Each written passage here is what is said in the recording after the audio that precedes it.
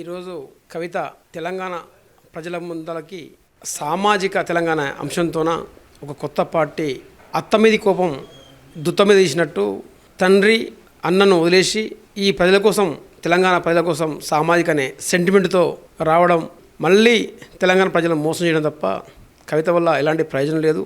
2001లో కేసీఆర్ ఉస్మానియా విద్యార్థుల దగ్గరికి వచ్చి తెలంగాణ కాపల కుక్కలాగా ఉంటాన్నాడు, దళిత ముఖ్యమంత్రి చేస్తున్నాడు, అన్ని వర్గాలకు 12% రిజర్వేషన్ చెప్పిండు. సేమ్ టైంలో KG to PG ఉచిత విద్య అన్నాడు, వైద్యం కూడా ఉచితం అన్నాడు. అన్నీ లాస్ట్కు ఈరోజు 16,000 మిగిలిన బడ్జెట్ రాష్ట్రాన్ని గత 10 సంవత్సరాలు 8 లక్షల కోట్ల అప్పుగా చేసి ఈరోజు రాష్ట్రాన్ని అప్పులొప్పులు చేసిండు. ఇప్పుడు మళ్ళా మీరు సెంటిమెంట్తోన సామాజిక తెలంగాణ లక్ష్యంతోన పాంచజన్యం అంటే మీరు ఒక దయ్యాలు వేదాలు ఒలిచినట్టు ఉంది తప్ప ఎవరు నమ్మే పరిస్థితి లేదు. ఈ రాష్ట్రంలో మీ జనాభా ఎంత? ఫస్ట్ సామాజిక న్యాయం అంటే ఫస్ట్ ఏంది? మీ జనాభా శాతం ఎంత? జనాభా శాతంలో మీరు 140,000 ఓటర్స్ లేరు.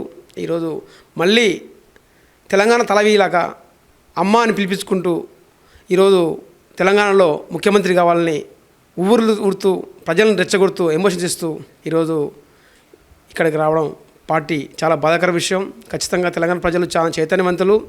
ఇది నిరంతరం అగ్నిగా రగులుతున్న తెలంగాణ సామాజిక తెలంగాణ అనేది, ఇక్కడ సబ్బండ వర్గాల తెలంగాణ అనేది అందరికీ తెలుసు. కాబట్టి ఆ రోజుల్లో మీ నాయన పార్టీ మిగతావాళ్ళు పెడితే ఇవి పాండబ్బల్ లాంటివి అనేది అనడం జరిగింది. సరే, రాజ్యాంగబద్ధంగా అందరికీ పార్టీలు పెట్టే హక్కు ఉంటుంది సమాజంలో. ఎలాంటిది కూడా దాన్ని ఎవరో తెలంగాణ విషయంలో ప్రజలు చూస్తారు.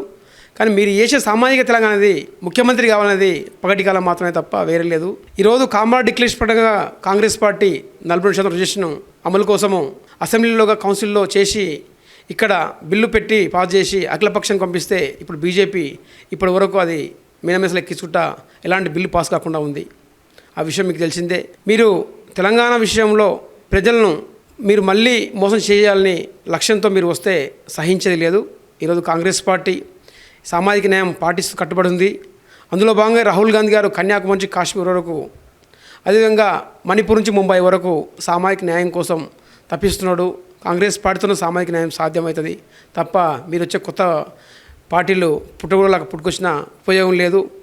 నీవు జాతి అంటే ఈ తెలంగాణ ప్రజలకు ఫస్ట్ మీరు బానిసలుగా అందరినీ తయారు చేసుకొని అధికారం మీరు కృషి చేయడం అనేది దాని ఇంకా కథ తెలుస్తుంది. కాబట్టి ఎలాంటి దానికి తావయ్యరు. ఇక్కడ తెలంగాణ ప్రజలు చాలా చైతన్యవంతులు కాబట్టి ఖచ్చితంగా సామాజిక కాంగ్రెస్ ప్రభుత్వం సాధ్యం. ఇలాంటి పార్టీలు ఎన్నొచ్చినా ఎలాంటి ప్రయోజనం ఉండని చెప్పి కోరుకుంటున్నాం. ఓబీసీ డిపార్ట్మెంట్ నుంచి కూడా ఖచ్చితంగా సామాజిక తెలంగాణ కాంగ్రెస్ పార్టీ సాధ్యం అని చెప్పి మేము గంటపదంగా చెప్తున్నాము. ఖచ్చితంగా సామాజిక తెలంగాణ కోసం కాంగ్రెస్ పార్టీ కట్టుబడి ఉంది. నమస్కారం.